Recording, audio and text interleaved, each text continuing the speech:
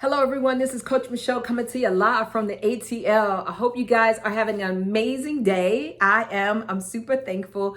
And today's video is, do I need a registered nurse in my non-skilled, aka non-medical home care agency?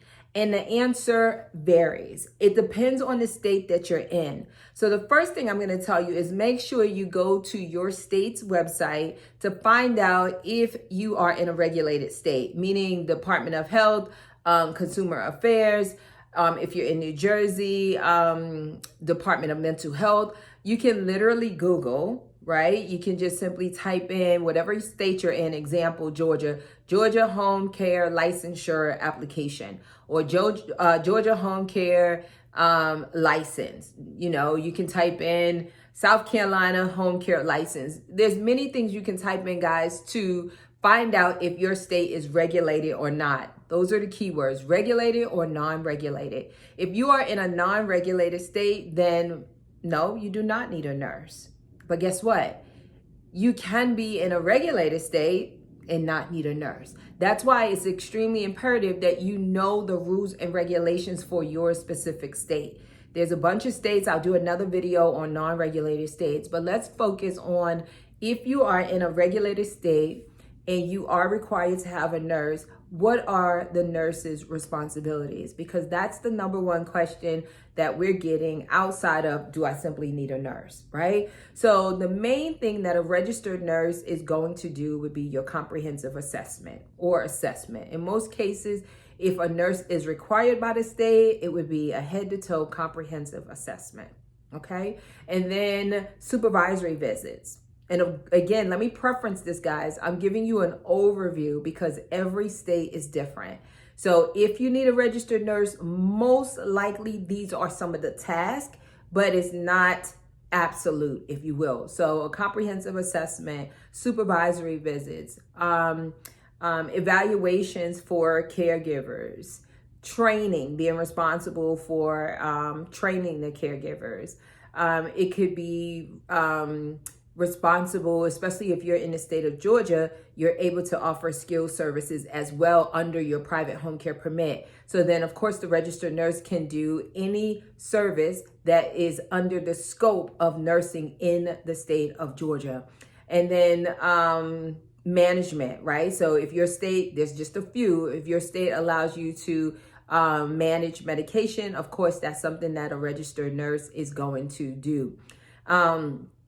In addition to that, if you're in a state that has proxy caregiver as an option, meaning that the family and the agency agrees based on the rules and regulations of your state that a caregiver can do specific tasks once trained. Of course, all the paperwork would need to be done as a proxy caregiver. But once you meet all of the qualifications, your caregiver meets the qualification, the family signs off on it, the nurse agrees to train that caregiver, then that caregiver is able to do more than just, I would say in quotes, a traditional CNA or caregiver, right? So those are the main things that a nurse would be responsible for. Some states require that you have a nurse to actually run the business, oversee the day-to-day operations of the business. That's very few and far in between. The main reason would be what I've mentioned already. Okay, well, let me just pause for a minute, guys. I've been away from YouTube for a minute and I'm super excited to be back on YouTube. My life is super busy. My businesses are thriving and I'm so blessed and thankful for each and every one of you. You guys continue to watch my videos. You continue to, check me out on Facebook at I am Coach Michele with 1L. So I just wanted to pause and say I'm super thankful for each and every one of you and so thankful for all of the testimonials that I've received. And super shout out to all of you that came to conference. We had the most amazing 2022 conference ever. Best conference. So I just want to thank you guys for taking time out of your busy day to watch my videos, right? So it's just straight to the point, no fluff, no editing, cutting, just giving it to you how you need to get it, right? So let's get back to the registered nurse. If you do need a registered nurse, the majority of the states say you do not have to hire that registered nurse as an employee. So you're not obligated to a set salary. You're not offering a set salary. You could do it more as a PRN in the majority of the states, and meaning as needed. And you could pay the nurse a flat fee. So if the nurse is going out to do a comprehensive assessment, you can, pay him or her a flat fee. Supervisory visit, flat fee. You can also pay per hour. However, you run into, not really being in control of your out-of-pocket expense, if you will, as far as payroll with nurses, because, and let me just keep it real with you. This is what I was told when I first started. If you get a new school nurse, it's going to be less than an hour. If you get an old school Grady nurse, it's going to be more than an hour. Because the Grady nurses don't play. They are super thorough. Not saying the new school aren't, but the new school will use a laptop or a tablet or something like that, where our old school nurses may take a little longer because they're handwriting everything. So it really depends on how you structure your business, because you can hire them hourly as an employee. You can also hire them PRN as a contractor, and you can pay a flat rate. So it just really depends on how you structure your business and what opportunities you are offering to nurses. Now, that's simply for comprehensive assessments, supervisory visits, maybe going out to do medication management if you are in a state like Georgia that allows skilled nursing, and any other task that falls under that. Now, of course, if a nurse is in the home providing skilled services, right, nursing service on a consecutive hourly basis, then yes, you should be paying, or I recommend that you pay the nurse per hour, because you're getting paid per hour. Let me go back for a moment, because I had a little humor in there, but let me just clarify, just so everybody's on the same page. When I say, as far as paying a nurse by the hour and or flat rate, some agency owners send the nurse out to do the initial visit, right? So the initial visit is different than a comprehensive assessment. An initial visit should be, done by the owner or whomever is in charge, if there's a specific person dedicated to going out to see potential clients. So you got a lead, you spoke to the person on the phone, you scheduled an in-home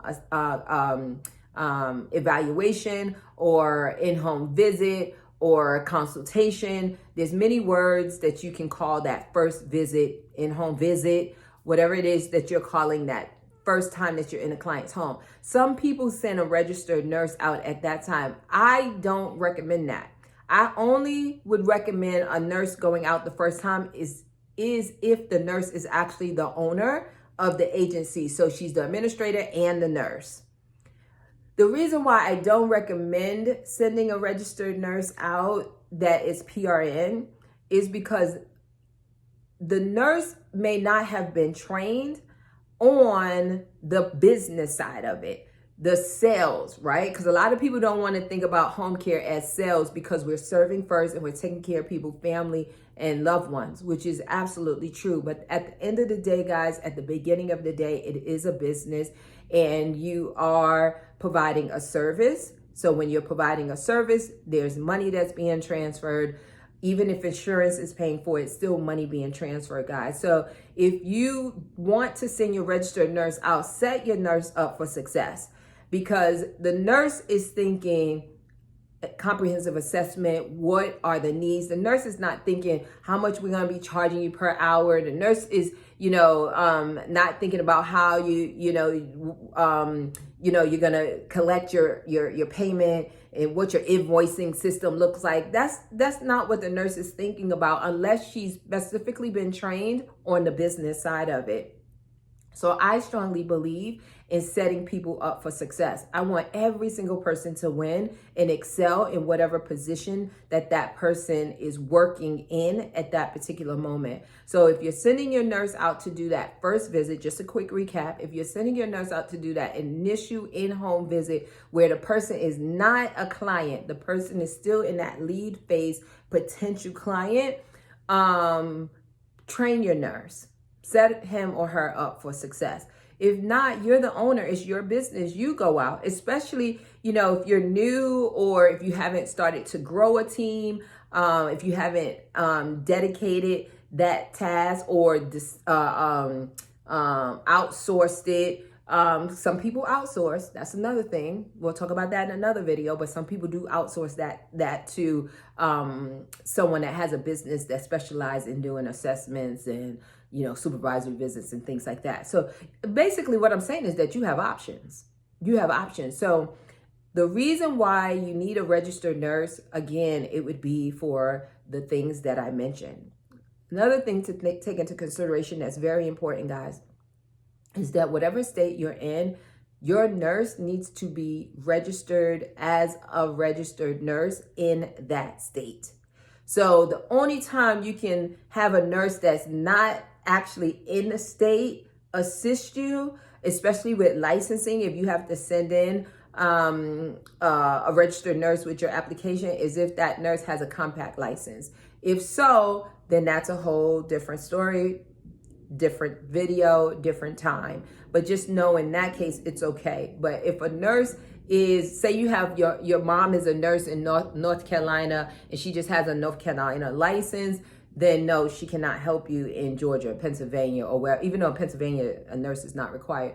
But she cannot help you as your registered nurse. So I just want to make sure you guys are safe. So whenever you're hiring a nurse, all of those credentials need to be received. So you need a copy of her nursing license. If TB test, just like a caregiver. The folder should look just like a caregiver application or resume, TB test, BLS card, AKA CPR, first aid. So you want to get all of that. You want to check background. You want to check, if your state requires fingerprints.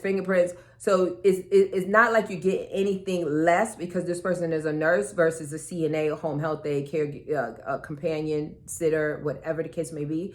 The folders are going to look the same with a small exception. And that is, are you hiring the person as an employee or a contractor? If the person is a contractor, they need to fill out a W-9, which is going to generate a 1099 at the end of the year. If you're hiring the registered nurse as an employee, then that person needs to fill out a W-4, which will generate a W-2 at the end of the year. Before I go, let me mention this because I know some of you are going to ask, can I hire an LPN to do comprehensive assessments?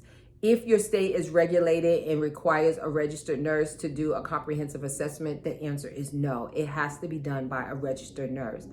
If you are in a non-regulated state, or a state that doesn't dictate that it must be done by a registered nurse, then yes, you can. Side note, now if you're in some states with supervisory visits, you can have an LPN, some states you can have an LPN complete a supervisory visit, but guess what, guys? It has to be signed off on by a registered nurse. Based on my experience, a lot of registered nurses do not want to sign off on another nurse LPN work. So there may be some out there. I'm confident that they are. I don't know of any. So we always use registered nurses for evaluations, caregiver evaluations in the home. One I didn't mention, if you have to do a skills checkoff, we use the registered nurse to do skills checkoff, supervisory visits.